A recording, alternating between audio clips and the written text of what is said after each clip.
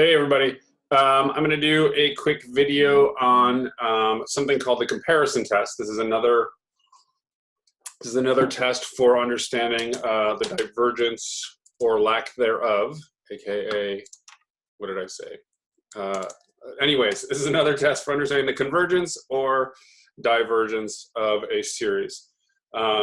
So let me get a little set up here and we'll jump into it. So the comparison test says this. Suppose, oops, 1 second, sorry. Suppose we have two series. I'll call them A sub n and the sum over B sub n. Let's see, suppose these series have positive terms.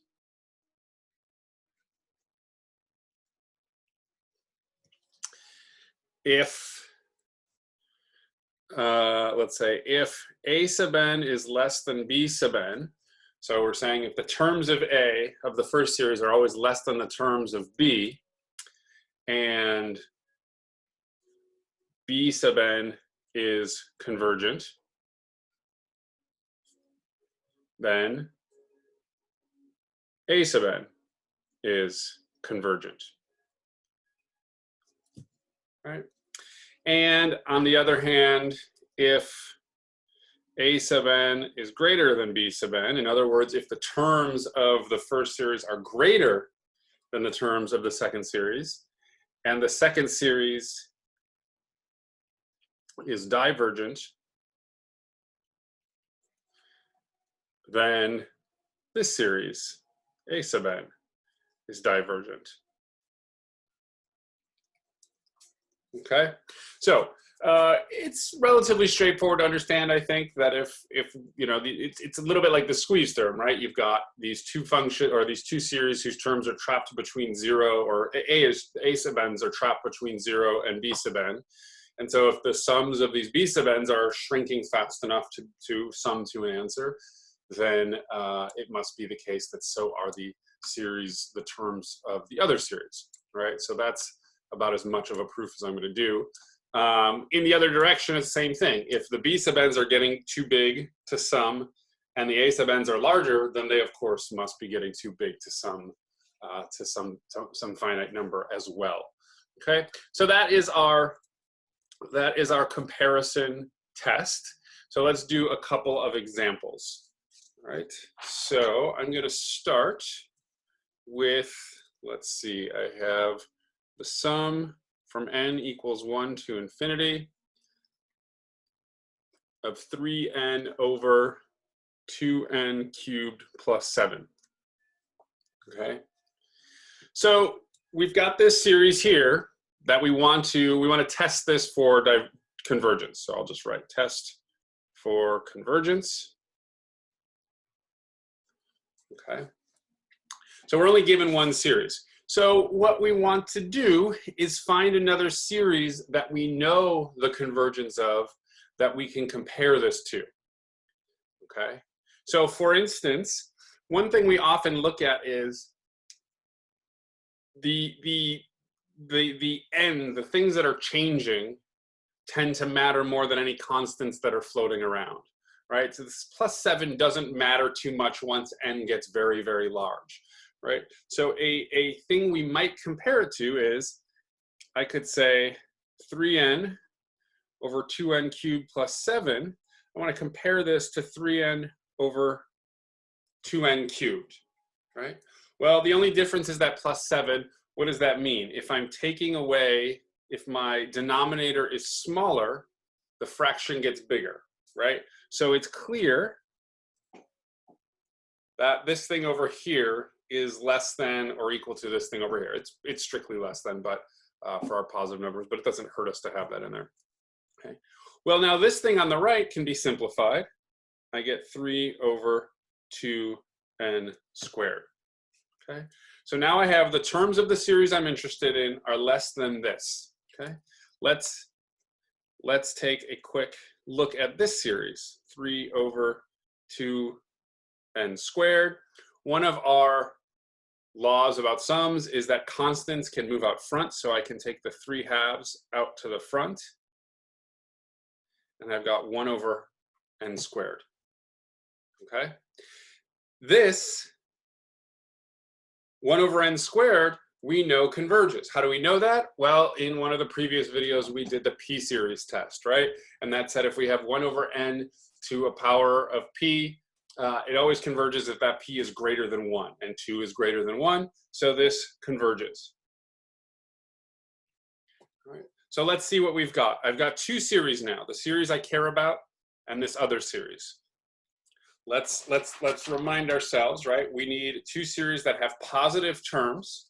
So these are both clearly positive. In this case, I'm putting a positive number over 3 times a positive number.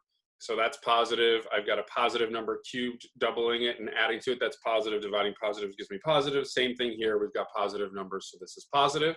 We've got positive terms. The series I care about testing for convergence is less than the other one's terms, right? That's what we showed right here. This thing here is less than things of this form for our n's greater than 1, greater than or equal to 1, right? And then finally, the series made of these terms converges by a p-series test, right? And the p-series is a pretty easy one. I don't have to do any work. I just cite it and note that this, maybe I'll just put in, I know that converges by the p-series, right?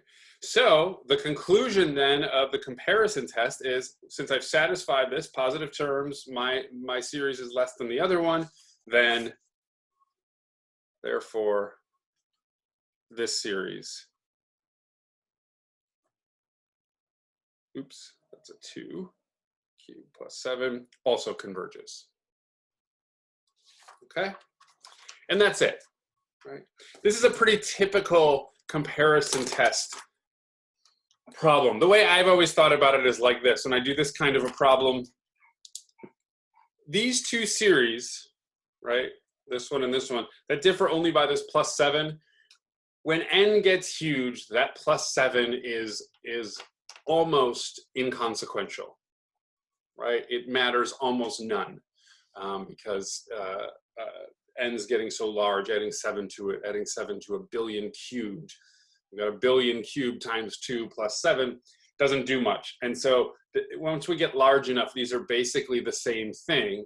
And so when this one converges, this one will tend to as well, right? It takes a little more effort than that to prove that's the case, but that's how I internalize that problem.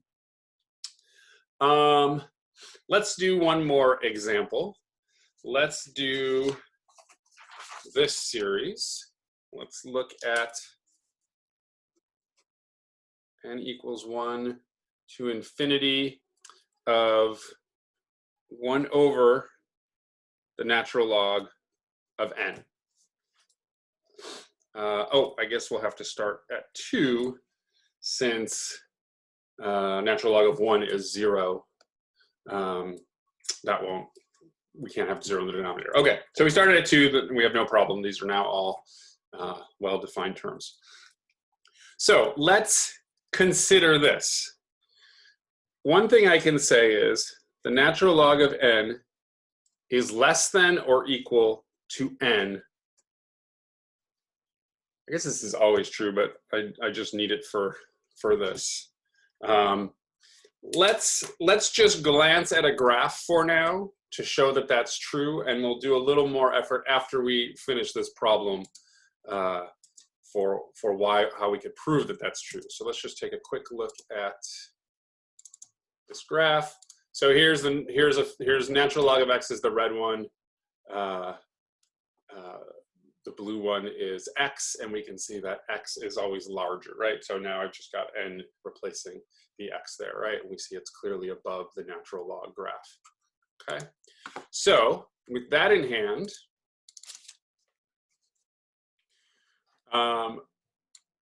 that means, right? Now also notice for n greater than 1, these are both positive. Clearly n is positive, we're putting in positive numbers. Natural log of 1 is 0. After that, natural log is positive. You can glance back at that graph for that as well. We could prove it if we needed to. well, I'm not going to go through the details right there. You could do something where you prove that natural, oh yeah, that'd be simple. The natural log's derivative is positive. So once it's equal to 0, it's always increasing. It's always increasing everywhere. And so it's over its domain. And so after 0, it's going to be increasing and be positive. So since they're positive, it's also the case then that 1 over the natural log of n has to be greater than 1 over n. Right? If I take a smaller number as the denominator of my fraction, I get a larger fraction. Right? The larger denominator is a smaller fraction. Okay? We also know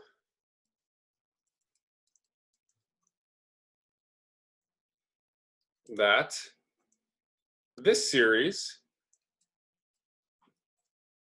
diverges.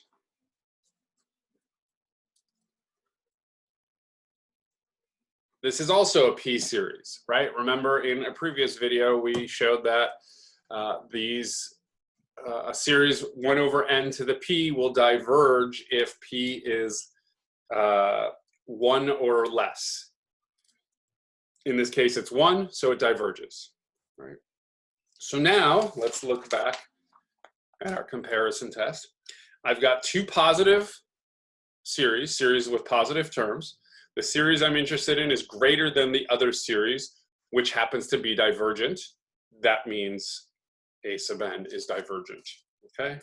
So we can say, therefore, by the comparison test, the series from n equals 2 to infinity 1 over the natural log of 2 diverges. Okay, and that is our comparison test there. Okay. All right. So one thing I want to just make clear is how we know the natural log of n is less than n. How do we prove that? One way we might prove it is something like this. I could take f of x equals x minus the natural log of x, and let's look at f of 1 is 1 minus 0 or 1. So that shows that x is larger than natural log of x at that value. And then let's look at f prime of x is 1 minus 1 over x. And this is going to be greater than 0 when x is greater than 1. Right, and I'll leave that part of this proof up to you guys, but I think that's pretty simple to see, that as long as this denominator is bigger than 1, this thing is greater than 0, which means the derivative is positive, which means this function is increasing. In other words, the distance between x and the natural log of x is growing. It started at 1, and it's only getting larger. So that shows that this is always bigger than this one. So I think that's a reasonable way to convince ourselves of this statement that I made over here. Okay, so that's the comparison test. We'll see a limit to that. We'll see a place where that breaks down a little bit, and we'll do something called a limit comparison test next.